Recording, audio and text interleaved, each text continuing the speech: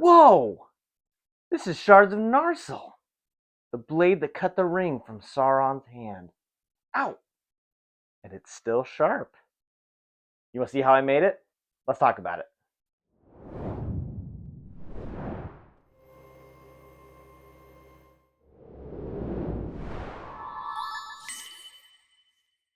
That's right. For any of my Lord of the Rings enthusiasts that are watching this video, you're going to instantly recognize this prop. This is the hilt of the Shards of Narsil, the blade that cut the ring from Sauron's hand. In the movie, of course, Isildur grabs his father's sword to try to battle Sauron, and Sauron steps on it and squishes it and breaks it into pieces. And then he uses this blade here to slice off Sauron's fingers, and therefore removing the One Ring from the Dark Lord Sauron. Later in the movies, you do see this sword depicted at Rivendell, displayed as the Shards of Narsil. Well, that's where today's video comes in. I've got a buddy who's an even bigger Lord of the Rings fan than I am, and this guy, he loves Lord of the Rings to a whole nother level, and I love Lord of the Rings, so to say he loves it a whole nother level is really saying something, because I'm a Lord of the Rings nerd for sure, but I wanted to do something special, and I wanted to bless him by making him something really special. So I decided to make him the Shards of Narsil. Now I say shards, this is just the handle. Let me grab one more prop that I made for this. Oh gosh, yeah. Oh, okay. Hopefully you can see this okay on camera, but this is what the whole display is going to look like. The hilt actually sits up top like so. Don't fall over, please don't fall over. And this is the whole display. So as you can see, this has the other pieces of the Shards of Narsil, but it also has a shield of Gondor. And this was really neat to print out. Let's talk about what exactly went into making this prop. You know, before we get too far into this video, I do want to take a moment just to talk about how much a prop like this really means to me, and kind of talk about how this is kind of a full circle moment for me. See, growing up, I remember when the Lord of the Rings movies were coming out, and me and my family, we were just amazed by that whole world that had been introduced to us. I remember being excited for the next movies to come out in theaters, but then I remember the excitement about waiting for the extended edition sets to come out.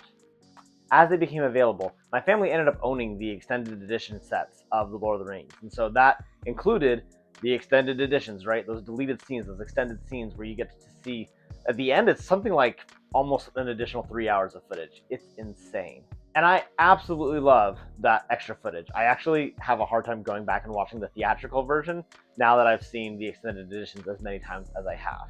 But growing up, one of the things that I liked almost even more than the extended editions of the Lord of the Rings movies was the behind the scenes. So in your DVD set, you would have a couple of DVDs that had the actual movie, but you would also have a couple of DVDs that would have all kinds of behind the scenes stuff showing how this universe had been made. Now, the behind-the-scenes DVDs, they would include all kinds of stuff, whether it was, you know, the makeup or the prosthetics or all of this stuff, concept art, you name it, costumes. But one of the things that I absolutely loved the most was watching how the props were made. That's right, there were whole sections of their behind-the-scenes dedicated to Weta Workshop. And Weta Workshop would take these concepts, these different ideas that artists had come up with, and they would make it into a physical, tangible item that you could then reach out and hold in your hand. And Weta Workshop, I mean, they just make some incredible stuff. When you watch the Lord of the Rings movies, especially now rewatching it, I'm just blown away by the attention to detail, the craftsmanship, and all the different props and stuff. Like, they're incredible. Me and my brother were so obsessed with Weta Workshop that we actually put up a sign on our bedroom door that said Weta Workshop. And when we'd go in there, we'd be creating all kinds of stuff. We would take any of the things that we had around the house, whether it was Legos or Connects or whatever, and we'd make weaponry, we would make armor, we would make stuff as if we were working for Weta Workshop and making props for the Lord of the Rings.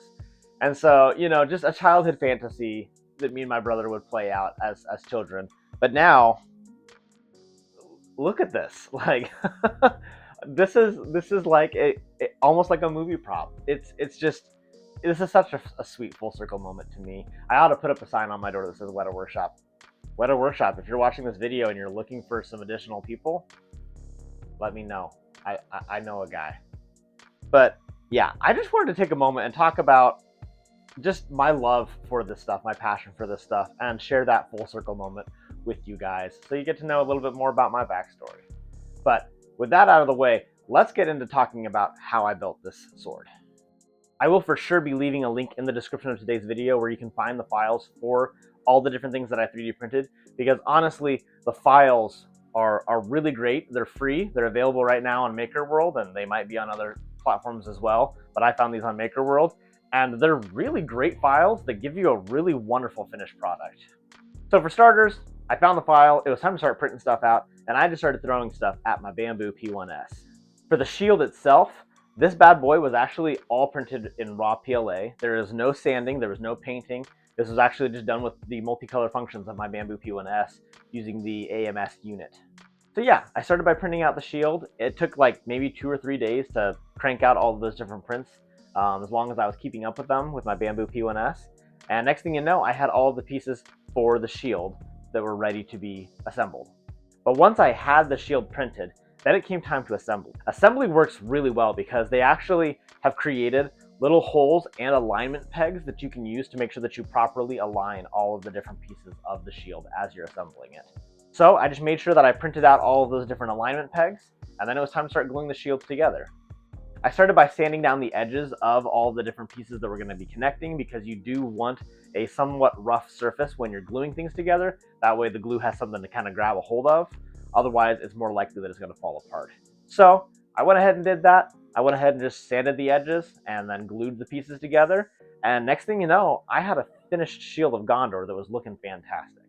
In addition to the shield itself, it does come with a mount that you can see at the top of the shield, and that is specifically for setting down the hilt. The nice thing about that is that that does allow me to actually remove the hilt and carry this around as a prop if I wanted to. If I wanted to take this off the wall and say, look at this, check this sword out, so you could look at the details, you could definitely do that as well. So I stuck that mount on there, and the shield was more or less ready for the rest of the sword. Now that we're talking about the sword, let's talk about the sword and what went into building the sword and the different shards. The process for making the sword itself was actually fairly simple, especially if you know what you're doing with a 3D printer and post-processing your prints. So for the blade pieces, it was honestly fairly simple to print.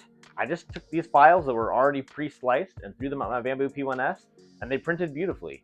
The modeler cut the models in half so that you could print them upright, and honestly, they all printed great. I had no adhesion issues, and there are small alignment pegs for these as well, so it made it really easy to line up the pieces when it was time to start connecting these together.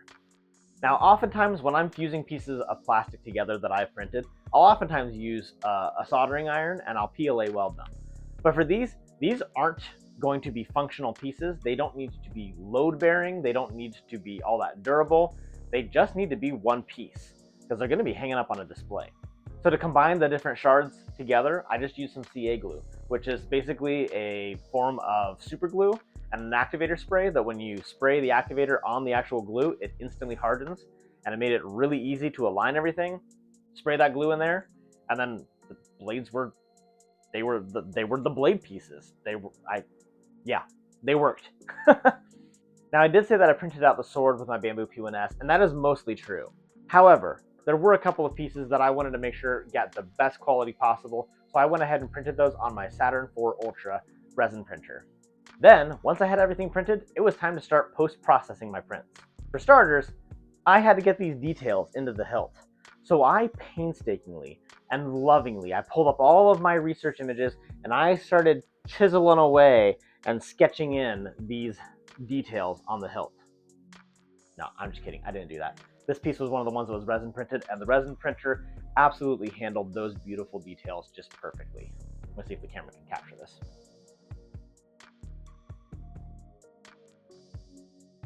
So, with the shield assembled, with all of the sword pieces printed and ready to go, it was officially time to start post-processing. So, I followed my usual process. I just started sanding everything down. Once everything was sanded down and I was able to eliminate those layer lines, then it was time to start wet sanding. And after I finished some wet sanding, that's when I started doing my filler primer stage. I hit all the pieces with a pretty heavy coat of the Duplicolor filler primer that I use on all of my projects. If you've been watching my channel for any length of time, you have seen this product. Then once the filler primer dried, which only takes like 10 to 15 minutes if I'm being honest, it was time to start sanding again. and repeating that process until I was happy with the way that the product was looking. Now, once I had everything sanded down and I had finished the filler primer stage and I could tell that there was no visible lines as to where the two pieces had been connected for all the different shards, it was time to start the painting process. Now for the black part of the hilt, I literally had a little bit of flat Rust-Oleum black spray paint left, so I went ahead and spray painted that with a Rust-Oleum flat black, and then I hit it with a Duplicolor 1K matte clear coat so that it would have a bit of a contrast to the rest of the sword. I didn't want this part of the hilt to be shiny. I wanted the metal parts to be shiny, but I wanted this to kind of look a little bit more matte. So I'm really happy with how that one came out. But for the rest of the blade pieces, I wanted them to come out nice and shiny, so I went ahead and hit everything with a black gloss base coat. If you're going to be working with chromes or metallics, it typically is the best practice to try to hit everything with a black gloss base coat, so that once you start throwing the metallics on top of that, the black gloss really brings out the vibrancy of those metallic finishes that you're working with. So once I had a base coat that I was happy with for all of my pieces, I decided to bring up my airbrushing kit so that I could give it a nice metallic finish. Now when it came for the paint for the metallic of the sword, I actually had some trouble deciding on which paint I wanted to use. I found several that I really liked, and I had one from Vallejo that I absolutely adored, but it didn't really work all that well with my airbrush kit. Unfortunately, I'd get 1 or 2 good passes out of it, and then it would just clog up my airbrush kit. I really wanted it to be user error so that I could just blame it on that, but I just think that at least the one that I had didn't work well with my airbrush kit. So I decided to stop using that one, and I went back to my favorite local paint store, and I looked at some other options. And that is where they recommended the war paints, and this is specifically the Shining Silver war paints. It's oftentimes used for painting miniatures, but this works so well for the sword. So I went ahead and mixed up some of this paint, and I started applying this to my swords. For this point of the video, the shield has been assembled, the sword has been assembled, all the different blade pieces have been assembled, everything has been painted. The last thing that we need to do is work on the actual final presentation. Meaning, we need to get all of these shards of Narsil, and we need to connect them to the shield. This is where, yet again, the modeler came in really clutch for us. You see, when you go and access these files, you'll see that each shard of Narsil was actually assigned a different numerical number. Well, the modeler also included files for the mounting pins themselves. Now these mounting pins are numbered specifically to each piece of the Shards of Narsil. Meaning, when you print out blade number 6 and you grab the peg for number 6, you know that that peg fits that blade perfectly. It was made to hold that portion of the blade. So as soon as I matched each peg with each appropriate blade piece, I went ahead and positioned them on the shield where I wanted them to be so that I could go ahead and mark the spots where I was going to drill through the shield. With all those spots marked, it was time for the scary part. It's time to drill into the surface of the shield. So I went ahead and just did a piece at a time, and I drilled out each hole to make sure that the peg could line up properly with that hole. Then I took each of the pegs and I glued the appropriate shard of Narsil to the appropriate peg. With the shards now properly secured to each mounting bracket and the holes already been drilled into the shield itself, it was literally time to go ahead and screw everything in. Once everything was screwed in, we were basically done. I do take pride in my work, and I take my work very seriously, and I have to say I am really happy with how this particular project came out. I think that all of the pieces came out great. Despite some paint struggles that I was having, I think that the paint came out perfect. I think the shield, for something that you just print raw, was an awesome display piece that really just adds to the presentation of this prop, rather than just sorting them out somewhere on a table. So out of the projects that I've worked on, I rate this one pretty high, honestly. Now, I'm happy with my work, but what do you think of this? Do you like this? If you do, you can let me know by liking today's video, by subscribing to the YouTube channel, and then clicking that bell icon. That way you never miss it when I upload a new video to YouTube. As always, thank you guys for your continued support. Now, I'm happy with how this came out. I really hope that you're happy with how this came out, but I think it's time for me to go ahead and hand this off to its rightful owner and see what he thinks of this prop. Let's cue that footage now.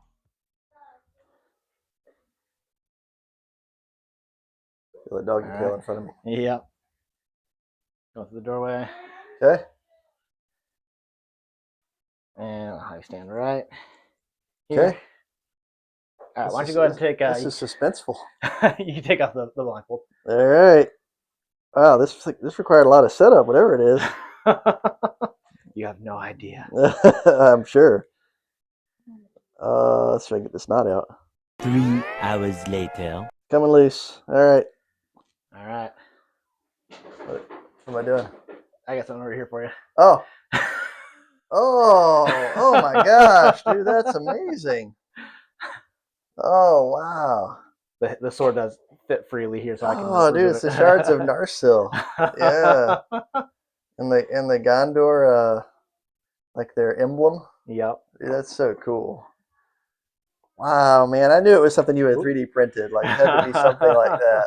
That is so cool, man. What a piece. That's beautiful, dude. Is this all plastic? Yes. There's no wood on that. Yeah. There's no wood in that. Yep. Wow. The shield is raw printed, and then the blades were all sanded and painted and all that good stuff. Yeah. Dude, that's so cool. That's going to be an amazing piece. Like, I specifically messaged your wife and asked for permission to make this before committing wall space in your house. oh gosh, look at even the writing on the sword hilt. Yep, I hand etched those in. Did you really? No, I wish I had. did the 3D printer? The 3D printer do that? Yeah, so I use the resin printer for that part because the resin printer will capture finer details better. So I use the resin printer for that, and then the rest of it was mostly. That's so cool, man. I love it. Man, dude, that is so awesome.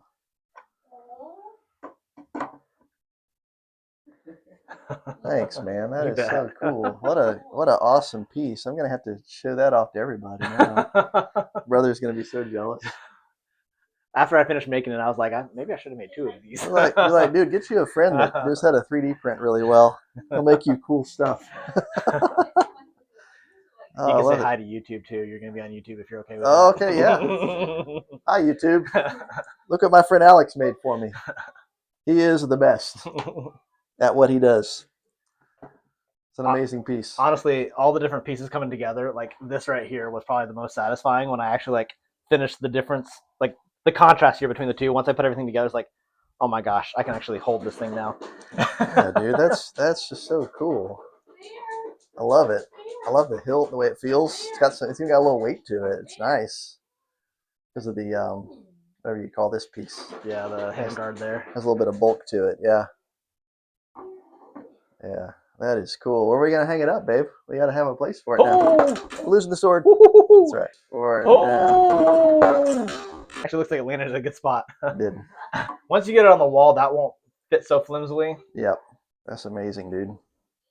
Thank you. You bet. Give your friend a hug. Love you, dude. Thank you. That's cool. I'm gonna go slay some evil now. That right there was 100% worth all the effort that we put into this prop. I love doing this. I love making props, but I especially love making props for people and to see the look on their faces when they brighten up and get to see something. And when they're excited about it, I get excited about it. So I'm very, very happy that he enjoyed it that much. All right, guys, that's almost going to wrap it up for today's video, but don't go anywhere. I have one last encouragement for you guys. If you liked this video and you thought to yourself, wow, that is so cool, I wish I had something like that, or maybe a different prop came to your mind, I want you to reach out to me. I'm really trying to get this channel off the ground, and one of the things that I really need the most is projects. But I have limited space, so I also need projects that I can also give away. So if there's a prop that you're interested in, maybe you've always wanted a specific item from a movie or a game or a book, whatever it is, if there's something that you have always dreamed of having and you're like thinking now, maybe I should see if he would build that for me, I really do encourage you to reach out to me. I do read the comments of these YouTube videos, or you can reach out to me via Instagram, and I would honestly love to see what projects that you'd be interested in me building next. And who knows, maybe the next prop that I build could end up in your home. Well, that is officially it. Thank you guys again so much for all of your continued support, for watching the videos here to the end, for sharing them, for liking them. We really do appreciate you, and we look forward to some very exciting upcoming builds because, I mean, we can only go up from here, right? They're only going to get better from here, right? All right. Thank you guys once again. Bye for now.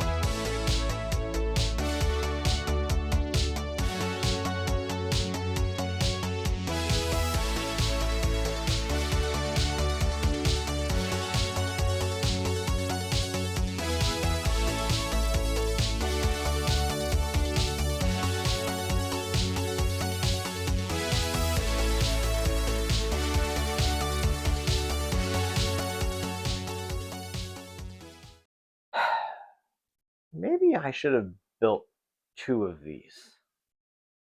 Do I have any wall space for another one of these? I think it's about time that I got a bigger shop, huh? Maybe.